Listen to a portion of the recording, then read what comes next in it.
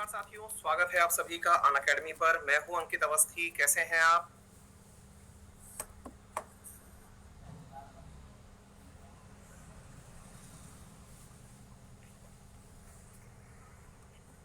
A very good evening. 20 में आदमी को आदत पड़ जाती है, लेकिन हाँ, 24 डेज प्रैक्टिकल है। रोजाना 4 बजे जगिए, तब जाके नींद खुलेगी, फिर चाहे आप 1 बजे सोएं। ठीक है।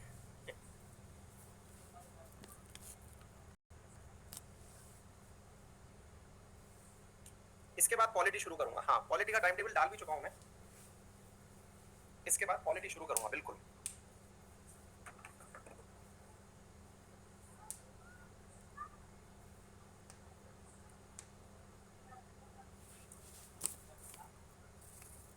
वो शायद मैंने 27 या 40 मिनट पढ़ना होता है हमें, तो 40 मिनट की पढ़ाई शुरू करिए और पढ़ाई करते करते सुनिएगा साथियों।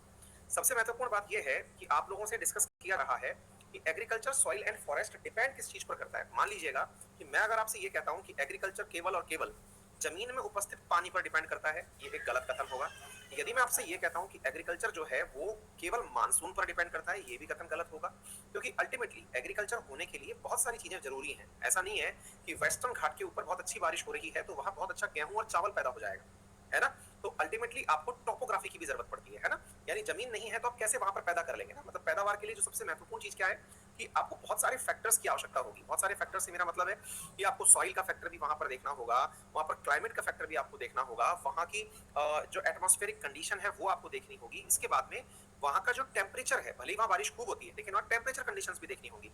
ऐसा नहीं है ना कि केसर जो है वो माना कि मतलब थोड़े पानी में पैदा होती है, हल्का पानी उसको आवश्यक होता है, तो आप उसे ले जाकर के दक्षिण में पैदा कर देंगे, ऐसा नहीं हो पाएगा, है ना।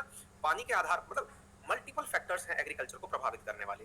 तो इन फैक्टर्स के आधार को तो हम यहाँ पर मतलब मेजरली डिस्कस नहीं करने वाले। हमारा जो पार्ट ऑफ डिस्कशन होने वाला है वो टाइप ऑफ एग्रीकल्चर के बारे में होने वाला है कि एग्रीकल्चर कितने प्रकार की है, खरीफ क्या होता है, रबी क्या होता है, जायद क्या होता है ना। और इनको पढ़ते समय हमको ये फैक्ट के साथ याद करना है कि खरीफ की फसल कौन सी है, रबी की फसल कौन सी है, जायद कौन सी है, ये ध्यान रखना है।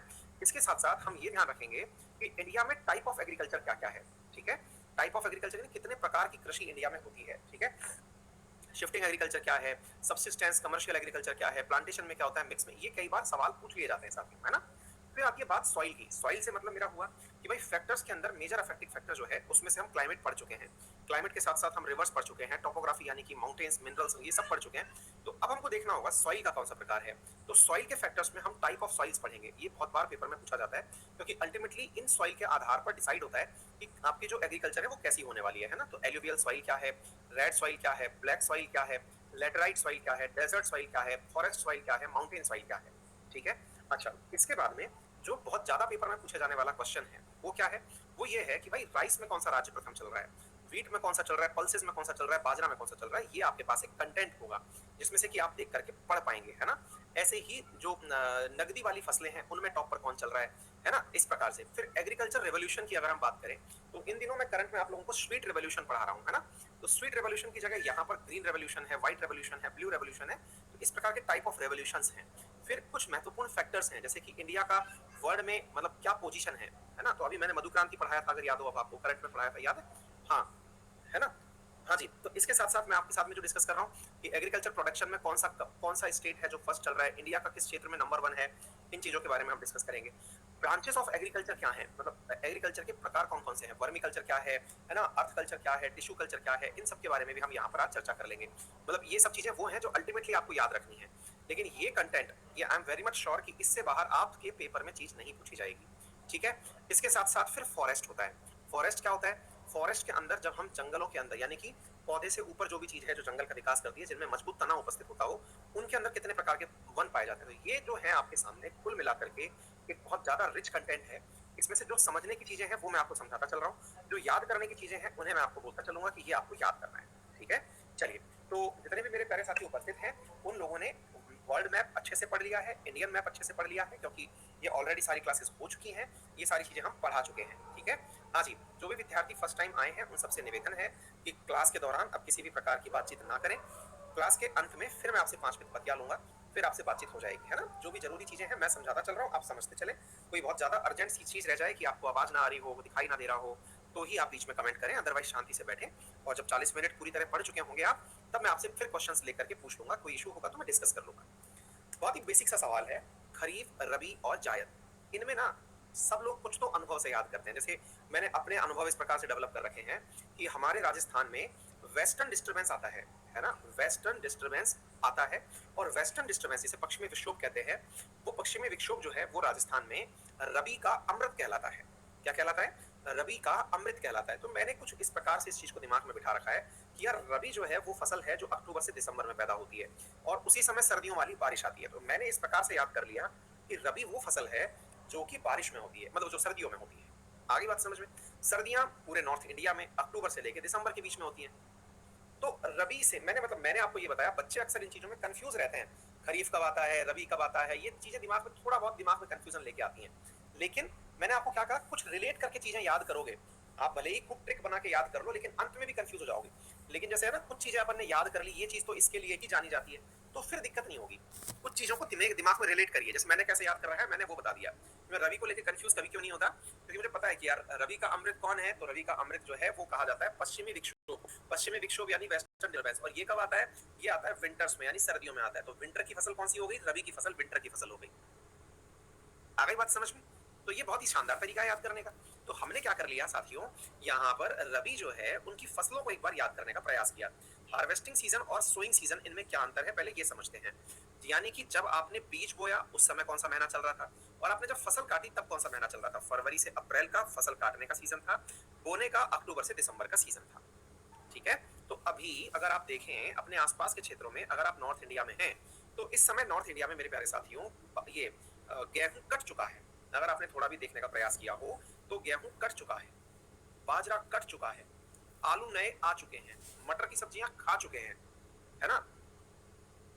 कट रहा है मतलब हमारी तरफ तो भाई, मेरे तो घर में भी लोड हो चुका है, मतलब घर में आ चुका है, स्टॉक भी हो चुका है ना। मेरे घर में तो मेरा स्टॉक भी हो चुका है, सेल भी हो चुका है। ठीक है? तो मतलब ये है कि हम इन चीजों को याद रख सकते हैं। आगे बात समझ में?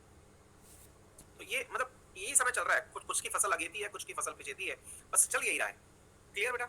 यहां तक किसी को भी कोई मुसीबत ना हो तो आगे चले, बोलिए।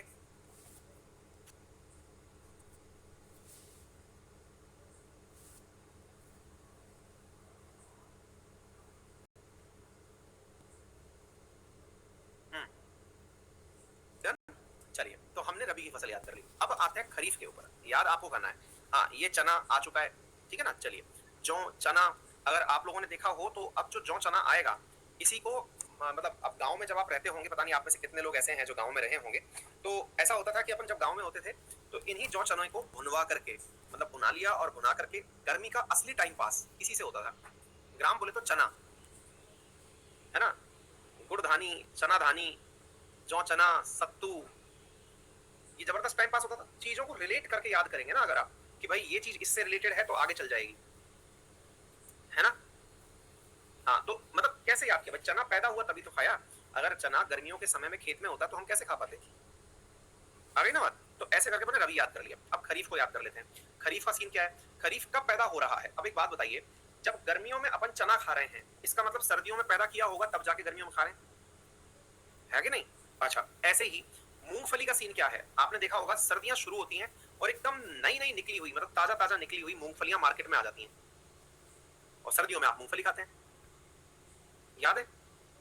चीजें ऐसे याद करिए बेटा। जूट कैरी बैग बनता है, अगर बोरी देखी हो ना आपने सामान ले जाने की, तो कैरी बैग जूट से बनता है।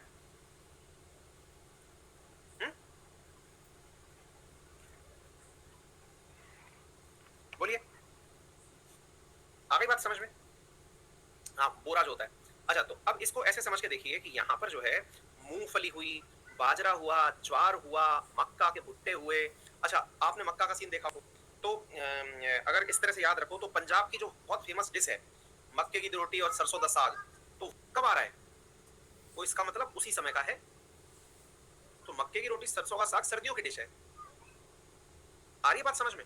तो मक्का तो बन चुकी होगी आटा बनाने के लिए। तो ऐसे चीजों को याद करके चलिए कि ठंड में खाने लायक स्थिति में आ गई, इसका मतलब पहले हुई थी। नहीं, ऐसा नहीं है साल भर नहीं खाते बेटा, हर चीज का अपना समय होता है। बाजरे की रोटी बहुत रेयर लोग होता है जो साल भर खाते हैं, ठीक है।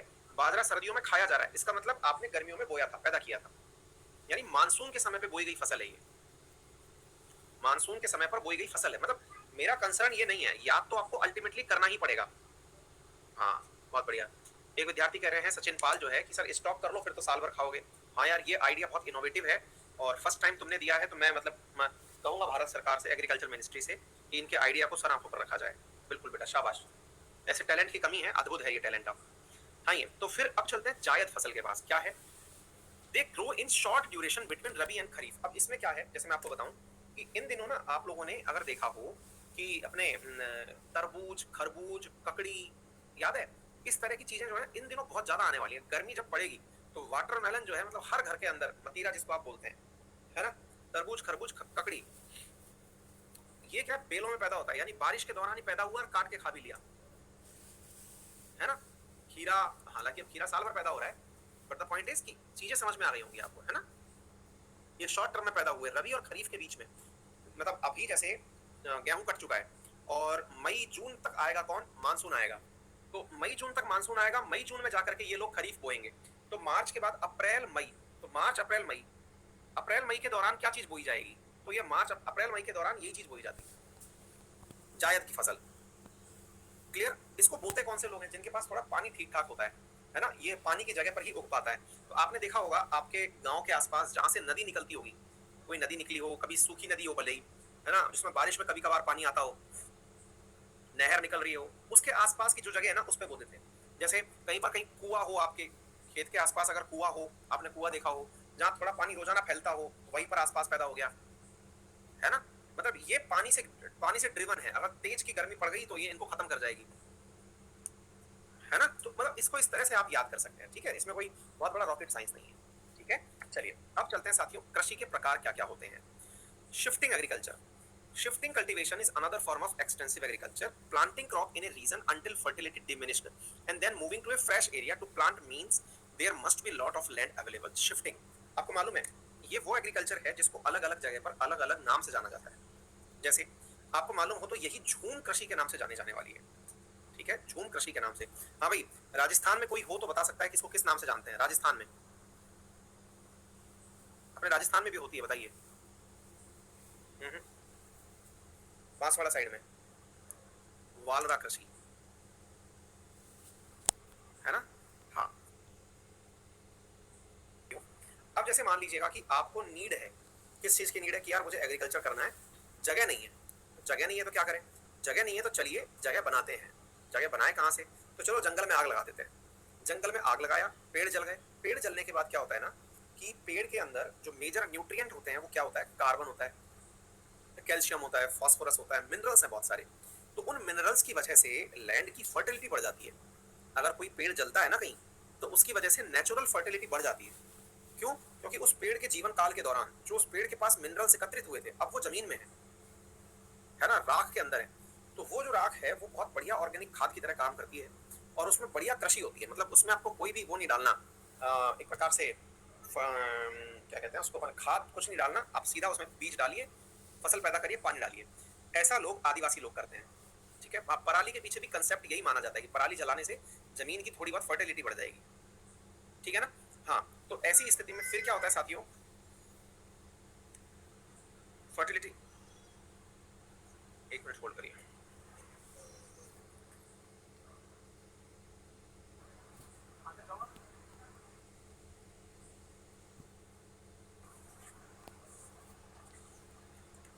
हाँ जी, तो क्लियर है। हाँ जी, तो मुद्दा समझ में आया। शिफ्टिंग एग्रीकल्चर क्या है? शिफ्टिंग एग्रीकल्चर में क्या होता है कि उस जमीन को जलाया जाता है और उस जगह को जला करके उस जगह एग्रीकल्चर किया जाता है। एग्रीकल्चर जब वहां पे सक्सेसफुली होता रहता है तब तक तो सब सही है, लेकिन अब भाई पेड़ की जितनी हिम्मत थी उतना उसने फसल पैदा कर दी। अब लेकिन आपको और भी फसल चाहिए, और भी फसल चाहिए, तो ऐसा होता है कि वहां पर उस जमीन की, क्योंकि आपने उसमें कोई फर्टिलाइजर नहीं डाला, कोई भी एडिशनल फ्रूट नहीं डाला, तो ऐसी स्थिति में जमीन खत्म हो लेती है। जमीन खत्म हो लेती है तो फिर उनको लगता है कि ये जमीन बंजर हो गई, उस जमीन को वो वहीं छोड़ देते हैं और अगले पेड़ को जलाने निकल पड़ते हैं। ऐसी कृषि जो है ये शिफ्टिंग एग्रीकल्चर कहलाती है। इसका सबसे बड़ा मतलब नुकसान क्या है, जमीन जो है वो बहुत बड़ी संख्या के अंदर बैरन हो जाती है, यानी कि वो बंजर हो जाती है। मूविंग प्लेस टू प्लेस, ऐसा करते हैं जो आदिवासी लोग हैं वो। अब लेकिन इस बात को लेकर ना बहुत सारी कंट्रोवर्सीज हैं, मतलब मैं फिलहाल के लिए उन कंट्रोवर्सीज में नहीं पढ़ना चाहूंगा, क्योंकि आदिवासी जो है वो जंगल का मित्र भी कहलाता है और उसे हम पढ़े लिखे लोगों से ज्यादा समझ है जंगल की। तो ऐसा नहीं है कि उसने आग लगाई तो वो अपने फायदे के लिए आग लगा रहा है। उसका मानना ये भी है कि नया पौधा तभी पैदा होगा जब जमीन सीधी हो जाएगी, तो नए पेड़ पौधे भी तभी उगेंगे। कई बार आपने देखा होगा जितने भी डेंस फॉरेस्ट होते हैं उन डेंस फॉरेस्ट में कोई नया पौधा नहीं उग पाता है। क्यों? क्योंकि ना तो सनलाइट नीचे पहुंच पाती है, ना प्रॉपर तरीके से उसके पास स्पेस होता है उगने के लिए। तो ऐसी स्थिति में नए पौधे का भी उगते रहना बहुत जरूरी है।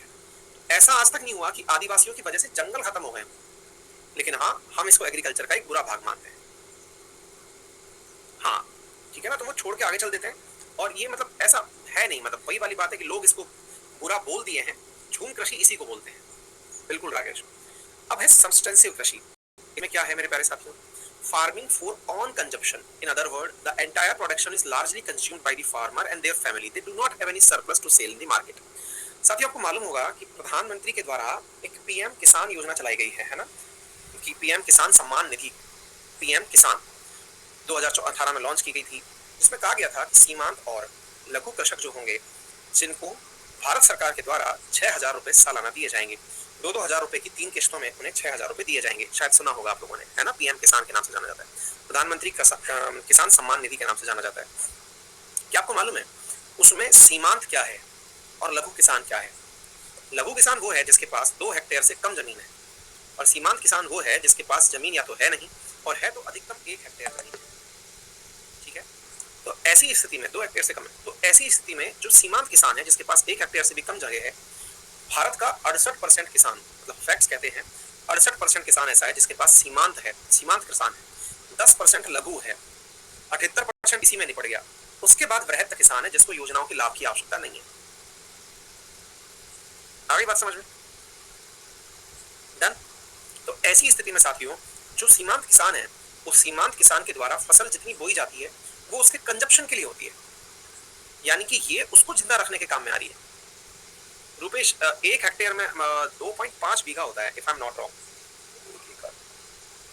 4 बीघा कुछ ऐसा है। 1 हेक्टेयर में 2.5 एकड़ है, कुछ ऐसा है, 4 बीघा होता है ना। 1 हेक्टेयर में 4 बीघा होता है। ठीक है, बीघा की माप भी अलग अलग है, कई जगह पक्का बीघा है, जैसे जो लोग 10 बीघा लिख रहे हैं वो लोग कच्चा बीघा लिख रहे हैं, मैं पक्के बीघे की बात कर रहा हूँ बेटा, है ना। बीघा की माप भी अलग अलग है, इसलिए हेक्टेयर एक वो माप है जो सब जगह मानी जाती है। चलिए, तो क्लियर। अच्छा, तो फिर क्या है सब्सटेंसिव फार्मिंग? क्या का मतलब क्या हुआ कि जो अपने लिए यूज किया गया काम है, फसल पैदा की गई, वो सब्सटेंसिव फार्मिंग है, इसमें कुछ बोलने की आवश्यकता नहीं है। तीसरे कमर्शियल फार्मिंग। कमर्शियल फार्मिंग क्या होती है? इसके अंदर मेरे प्यारे साथियों फूड को पैदा किया गया, लेकिन वो कंजप्शन के लिए नहीं, बेचने के लिए किया गया। बेचने के लिए किया गया, जैसे बचपन में अपन सुना करते थे कि भाई नील की खेती हुआ करती थी, आज सुनते हैं गन्ने की खेती होती है ना। ये सब कमर्शियल क्रॉप्स हैं। जूट है, जूट कोई खाता नहीं है, बेचने के लिए पैदा कर रहा है, that is commercial cropping.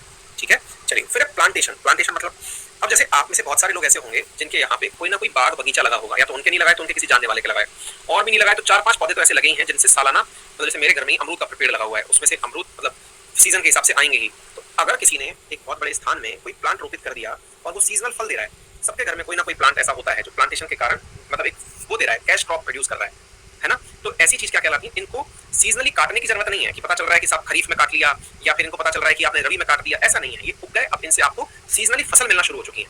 Mango है, बिल्कुल, है ना, मैंगो है, लीची है, बहुत सारे लोग इन चीजों को अपने घर में लगा के रखते हैं। ठीक है, हाँ, मतलब मैं कह रहा हूँ ये बहुत कॉमन चीज है। चलिए, फिर मिक्स्ड फार्मिंग क्या होती है? इसमें क्या होता है साथियों?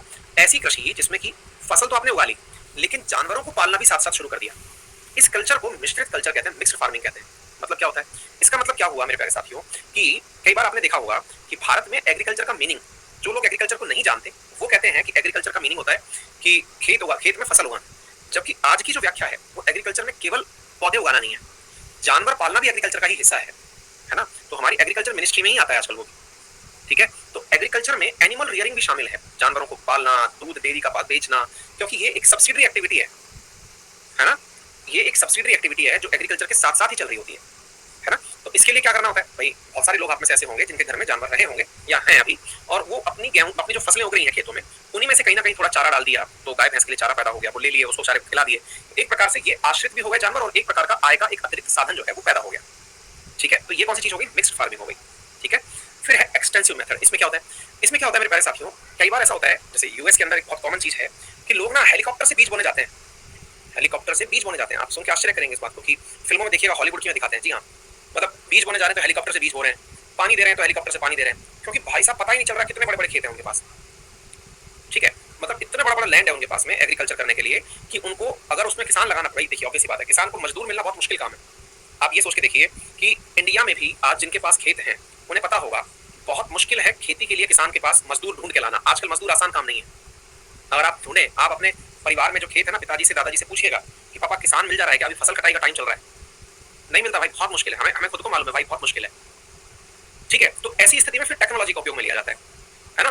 तो वो पंजाब से आता है ना, एक मतलब हमारे राजस्थान में तो एक पंजाब से आता है, जीत करके एक ट्रक से आता है ना, हाँ, तो वो मतलब एक बार में आएगा, आकर के खटाखट सारी फसलें काट के चला जाएगा। हार्वेस्टर आती है बहुत बड़ी वाली, है ना, पूरा की पूरा मतलब खेत उसने आधा घंटे में साफ करके निकाल के डब्बे में पैक करके दे दिया, ठीक है। हाँ, ग्रीन ग्रीन कलर के आते हैं, पंजाब से चल के आते हैं, है ना, हालांकि मिलते सब जगह हैं लेकिन अपन पंजाब के नाम से उन्हें याद करते हैं, ठीक है।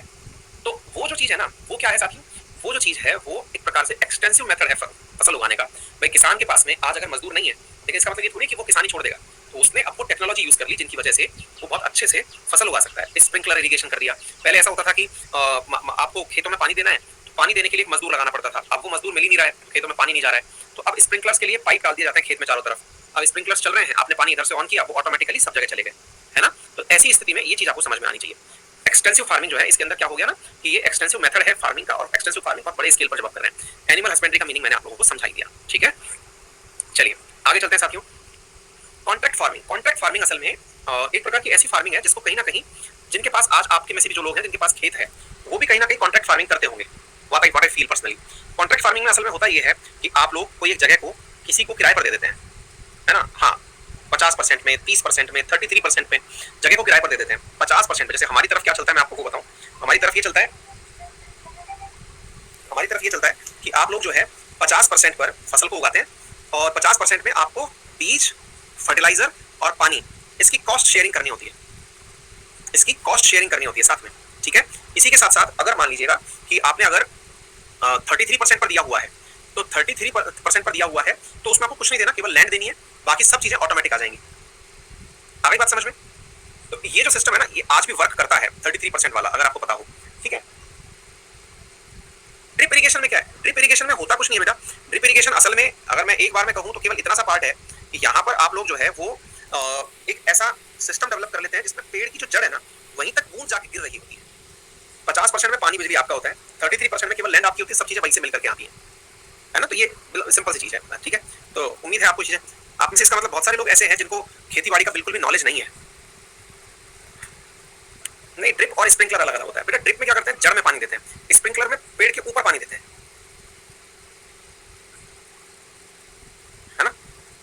फव्वारा सिंचाई में पेड़ के ऊपर पेड़ को गीला करते हैं, और ड्रिप में पेड़ की जड़ को गीला करते हैं। सबसे अच्छा तरीका ड्रिप इरिगेशन है, जिसमें पेड़ की जड़ में ही ड्रिप मारी जाती है, पानी मारी जाती है बस, ठीक है ना। सबसे बेस्ट तरीका से पानी वेस्टेज नहीं होता। और आजकल तो उस ड्रिप के साथ साथ भी एक जबरदस्त तरीका आ गया है, और वो क्या है कि अगर आपने मान लीजिएगा कि इस तरह से आपने फसल की एक रो पैदा कर रखी है, अब आपने यहाँ पे पौधे लगा रखे हैं काफी सारे, मान लीजिए कि ये रो है, आपने पौधे लगा रखे हैं गिनती से, तो ऐसे करके आपने पौधे लगा दिए, तो आप क्या करते हैं कि यहाँ पर पाइप लगा दिया पानी का। अब ये पानी का पाइप है, ये ड्रिप छोड़ रहा है यहाँ पे, फिर इस मिट्टी को भी पॉलीथीन से ढक दिया। आजकल ये बहुत अल्टीमेट एग्रीकल्चर चल रहा है। मतलब आज के जमाने में अगर कोई पढ़ा लिखा व्यक्ति एग्रीकल्चर कर रहा है तो वो बहुत अच्छे से रेवेन्यू निकाल सकता है इवोपरेशन से बचने के लिए, और पॉलीथीन सेट कर दे रहा है उसके ऊपर। हाँ, वो मतलब बहुत, मेरे कई दोस्त ऐसे हैं जिन्होंने अपने बहुत अच्छे अच्छे जॉब छोड़ करके एग्रीकल्चर को अपना बिजनेस बना लिया, और बहुत बड़े लेवल पर एग्रीकल्चर कर रहे हैं आजकल वो लोग। मतलब एग्रीकल्चर में मॉडर्न मेथोडोलॉजी अगर आप अपनाते हैं तो काफी अच्छा काम करते हैं। एनीवे, चलिए, तो एलुवियल सॉइल, अब सॉइल के टाइप पर चलते हैं हम लोग। इसमें क्या होता है साथियों, एलुवियल सॉइल में क्या है कि कल भी मतलब जब हमने पहले रिवर के बारे में बताया था तो भी मैंने आपको बताया था, जब नदी के साथ पानी बह करके आता है, नदी का पानी आता है तो मिट्टी साथ में लाता है, और जब वो मिट्टी जो है वो नदी के किनारे तट पर जमती चली जाती है, जब वो मिट्टी नदी के तट पर जमती चली जाती है तो उसकी वजह से मिट्टी का जो निर्माण हुआ नदी के किनारे, वो एलुवियल सॉइल है। तो हमारे यहाँ पर जलोढ़ मृदा जैसे आप कहते हैं, गंगा का मैदान ले लो, ब्रह्मपुत्र का मैदान ले लो, है ना, सिंधु का मैदान ले लो, इन सब में एलुवियल सॉइल ही है। हाँ, धोनी वो कर रहा है, एग्रीकल्चर कर रहा है, बिल्कुल धोनी कर रहा है, अमिताभ बच्चन कर रहा है, कुमार विश्वास कर रहा है, सब लोग जितने भी मतलब सेलिब्रिटीज हैं वो सब एग्रीकल्चर कर रहे हैं, सबके पास फार्म्स हैं, ठीक है ना, और बहुत अच्छे लेवल की फार्मिंग चल रही है, ठीक है। हाँ जी, क्लियर? तो इस प्रकार से मेरे प्यारे साथियों ये हो गया। तो इसमें कुछ बताने जैसा है नहीं। इसके अंदर मिट्टी का प्रकार कैसा होता है, तो कलर आप थोड़ा सा देख लेना। इसका कलर लाइट ग्रे कलर का होता है, ठीक है ना, नदी की मिट्टी से बनने वाली जो मिट्टी है वो है। फिर रेड सॉइल। अच्छा, रेड सॉइल के अंदर दो चीजें आपको ध्यान रखनी है। जैसे ना ये जो मिट्टी है इसके अंदर आपको केवल ये याद रखना है कि इस मिट्टी के अंदर जिस चीज के रिच है मात्रा वो है पोटाश और फास्फोरस की कमी है। नाइट्रोजन आप ऊपर से डालेंगे। खादर और बांगर इसी के अंदर आपने पढ़ा था, ठीक है। अच्छा, रेड सॉइल में क्या होता है साथियों कि ये फेरिक ऑक्साइड के कारण रेड होती है। ये सवाल कई बार पूछा गया है, रेड सॉइल रेड क्यों होती है, तो फेरिक ऑक्साइड के कारण ये रेड होती है, ठीक है। अच्छा, दूसरा क्या होता है, इसके अंदर वीट, कॉटन, पल्सेस ये बहुत अच्छे से पैदा होते हैं। अच्छा, ये पैदा होती कहाँ है, रेड सॉइल बनती कहाँ है, तो जहाँ पे रेनफॉल कम है वहां पर रेड सॉइल पाई जाती है। अच्छा, इसके अंदर और क्या होता है साथियों, ऐसा असल में होता क्या है साथियों कि रेड सॉइल जो है ना ये दो जगह पाई जाती है। असल में केवल इस जगह लिख देना कि लो सॉइल, लो रेनफॉल में, ये इसके उलट जहाँ ज्यादा रेनफॉल होता है ना वहां पर भी रेड सॉइल पाई जाती है, ठीक है। रेड सॉइल का कंसेप्ट ये होता है साथियों कि अपनी जो मिट्टी है ना, इस मिट्टी के अंदर आयरन की मात्रा उपस्थित होती है। आयरन जब ऑक्सीजन के संपर्क में आता है ना तो आयरन ऑक्साइड बनाता है, और आयरन ऑक्साइड का रंग जो है ना वो लाल रंग का कारण इसका मिलता है। दोनों ही परिस्थितियों में जब हम लेटराइट सॉइल पढ़ेंगे ना तो लेटराइट सॉइल का जो कलर निकल के आता है वो भी इसी कारण से निकल के आता है। तो रेड सॉइल की बात कर लें या लेटराइट सॉइल की, अंतर दोनों की परिस्थितियों का है लेकिन कंटेंट दोनों में सेम है। रेड सॉइल में भी Fe2O3 है और दूसरी तरफ अगर हम चलते हैं Fe2O3 है, और उस तरफ जब लेटराइट सॉइल में चलते हैं तो भी यही चीज है, आयरन उपस्थित है। लेकिन फर्क ये है वहां ज्यादा बारिश के कारण आयरन ऊपर आ गया, यहाँ कम बारिश में भी आयरन ऑटोमेटिकली ऊपर है, ठीक है ना। ये चीज आप लोगों को यहाँ पर याद रखनी है। हाँ, तो ये झारखंड या मतलब इंडिया में कहाँ कहाँ पर कौन सी सॉइल है आप इधर देख सकते हैं, इससे थोड़ा सा अंदाजा लगा लीजिए। इस डायग्राम से आपको देख के पता चल रहा है कि ये वाला पूरा की पूरा एलुवियल सॉइल वाला इलाका है ना। एलुवियल सॉइल जहाँ पर रिवर है, अब रिवर कहाँ पर है तो ऑब्वियस सी बात है यार, गंगा का क्षेत्र हमको दिख ही रहा है, गंगा का क्षेत्र दिख रहा है, सिंधु का दिख रहा है, बाकी ब्रह्मपुत्र का दिख रहा है। इसके अलावा जो पठारी क्षेत्र है जहाँ पर अब एक कॉमन सेंस लगाने की बात है, ये पूरा की पूरा छोटा नागपुर का पठार है, ये दंडकारण्य प्लेट्यू है, ठीक है। इसके साथ साथ ये वाला जो क्षेत्र है ये जो है ये आपके कर्नाटक का पठार है। इन तीनों जगह आयरन बड़ी मात्रा में पाया जाता है। आप सोच के देखिए, इन तीनों जगह पर आयरन बड़ी मात्रा में पाया जाता है, तो आयरन है तो रेड सॉइल है। इधर देखिए, ये शिलोंग का पठार है, ये शिलोंग का पठार है। तो मैंने आपसे क्या कहा, जैसा रेड सॉइल है वैसा ही लेटराइटिक सॉइल के अंदर भी रेड जैसा कलर है। तो आप उन्हीं के किनारे पर देखिए, आपको लेटराइट दिखाई दे रहा है। इधर देखिए लेटराइट, इधर देखिए लेटराइट, इधर देखिए लेटराइट, जहां बारिश खूब सारी है। क्लियर? ये थोड़ा गलत दिखा दिया, इधर हमारे लेटराइट सॉइल है ही नहीं, ये गलत दिखा दिया। हमारे इधर ब्लैक सॉइल है, ये गलत दिखा रखा है। ये राजस्थान इधर है, एमपी और राजस्थान का बॉर्डर है, यहाँ लेटराइट सॉइल है ही नहीं, ये गलत है। अरे बेटा लेटराइट सॉइल है सर, थोड़ी ऐसा नहीं है बेटा। लेटराइट सॉइल जो है ना वो होती ही उस क्षेत्र में है जहां पर बारिश बहुत ज्यादा होती हो, समझ रहे हो, बारिश बहुत ज्यादा होती हो। लेटराइट सॉइल की कंडीशन ही ये है जहां बारिश बहुत होती हो। ये बारिश वाले जोन है, ये बारिश वाला जोन है, लौटता हुआ मानसून, ये बारिश वाला जोन है। जहां बारिश होती है वहां पर लेटराइट सॉइल होती है, क्योंकि यहाँ की मिट्टी जो है ना वो लिटर जैसी हो जाती है, ईंट जैसी हो जाती है, ब्रिक रेड, समझ गए, ब्रिक रेड हो जाती है। हाँ, और फिर ऊपर से धूप मिल जाए तो मतलब लेटराइट का मतलब ही होता है ब्रिक रेड कलर का होना, ठीक है। तो आयरन के कारण ही कलर आता है, ये मैंने आपको बता दिया। उम्मीद है आपको बात समझ में आ रही होगी थोड़ी बहुत, ठीक है। इसके बाद में मेरे प्यारे साथियों ये शुष्क मृदा है, एरिड सॉइल, जो कि राजस्थान की पहचान है। फॉरेस्ट तो आपको पता ही है ऑलरेडी, मतलब हिमालय के फॉरेस्टन एरिया की बात की जा रही है। ये वाली जो सॉइल आप देख रहे हो ये असल में डक्कन ट्रैप है, मतलब दक्षिणी पठार वाला हिस्सा है। इस डक्कन ट्रैप की खासियत ये मानी जाती है साथियों कि यहाँ पर जो है कभी लावा हुआ करता था। क्या हुआ करता था? लावा। तो लावा जो है उसके फैलने से बेसाल्ट जो है वो बड़ी मात्रा में बाहर आ गया और वो ब्लैक कलर का हो गया। ये जो ब्लैक मिट्टी है इसकी खासियत क्या होती है साथियों, ये कॉटन प्रोडक्शन के अंदर, मतलब इंडिया को कॉटन के अंदर यही क्षेत्र है जो नंबर 1 बनाता है। इंडिया कॉटन में नंबर 1 इसी के कारण से। इसकी सबसे बड़ी जबरदस्त चीज क्या है, इंडिया क्यों कॉटन में दुनिया के अंदर नंबर 1 है? रीजन क्या है कि इस मिट्टी की प्रेजेंस के कारण, ये गुजरात में भी है थोड़ी सी, इसके प्रेजेंस के कारण क्या होता है कि इसकी सबसे खूबसूरती ये है, अगर इसमें 50 सेंटीमीटर बारिश भी हो गई ना तो भी ये मतलब पार करा देगी काम। क्यों? क्योंकि होता यह है कि कम बारिश की स्थिति में भी ये जो सैंड है ये मिट्टी पानी को नीचे नहीं जाने देती। बहुत छोटे छोटे पार्टिकल्स होते हैं इसके, बहुत छोटे पार्टिकल्स होते हैं, तो वो पार्टिकल्स एकदम चिकनी मिट्टी की तरह एक दूसरे घुस जाते हैं। बात समझना, अगर आप लोगों ने नहीं भावना, इंडिया फर्स्ट है बेटा कॉटन में, है ना, क्लियर है। हाँ, एक्सपोर्ट में हम नंबर 2 है, प्रोडक्शन में नंबर 1 है, एक्सपोर्ट में चाइना नंबर 1 है, ठीक है। अच्छा, तो होता क्या है कि इसमें क्या होता है कि ये जो मिट्टी है ना, इस मिट्टी की खासियत क्या है, जैसे आप लोगों ने कभी कुम्हार को, जो पॉटर होता है, उसको अगर आपने मिट्टी के बर्तन बनाते हुए देखा तो आप देखना वो काली मिट्टी ढूंढ के लाता है। कौन सी मिट्टी ढूंढ के लाता है? काली मिट्टी ढूंढ के लाता है जब पॉटर बर्तन बना रहा होता है। आप पूछेंगे वो कहां से लाता है पॉटर बर्तन काली मिट्टी? आप देखना जो तालाब होता है ना आपके यहाँ का, जिसमें बारिश में पानी आता है, उस तालाब के नीचे जमी हुई जो मिट्टी है उस काली मिट्टी को वो खोद के लाता है। तालाब के नीचे की जो काली मिट्टी है, पोखर की, तालाब की, वो काली मिट्टी असल में ऐसी मिट्टी होती है कि थोड़ा सा पानी डालो तो वो बहुत चिकनी हो जाएगी। आ गई बात समझ में? वही वाली मिट्टी कपास के लिए भी बहुत अच्छी है। सूख जाती है तो सूखने के लिए तो आप आसानी से उसको आप वो कर दीजिए। इसके अंदर होता क्या है, कई बार आपने देखा होगा कई बार आपने ऐसी फोटोज देखी होंगी कि दिखाया जाता है कि देखो भारत का किसान सूखे की समस्या से ग्रसित चल रहा है, क्या किया जाए। तो आपको एक खेत की फोटो दिखाई दी जिसमें बहुत ज्यादा दरार पड़ी होती है। लातूर वाला क्षेत्र दिखाया जाता है, लातूर का किसान है ना, वही ब्लैक सॉइल है। क्यों? पानी कम होते ही वो जगह फट जाती है। महाराष्ट्र का विदर्भ वाला जो रीजन है। एक बूढ़ा सा आदमी दिखाते हैं, मैं दिखाता हूँ, आप में से कहीं को शायद ना पता हो, मैं फोटो दिखाता हूँ, करिए।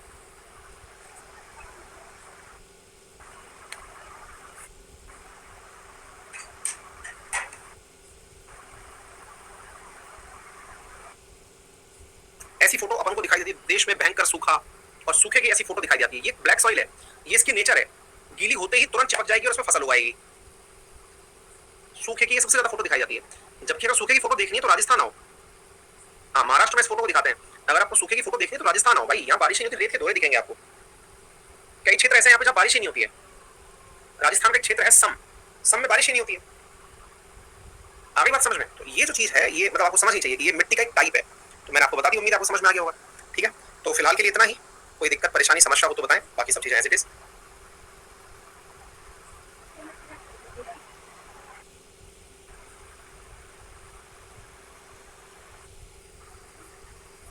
कल सारी क्लासेस, आज जिन्होंने सब्सक्रिप्शन लिया है वो क्लास के बगल में 3 डॉट दिए हुए हैं, उन पर क्लिक करें, पूरा कंटेंट डाउनलोड नाउ में डाउनलोड हो जाएगा। दूसरी चीज,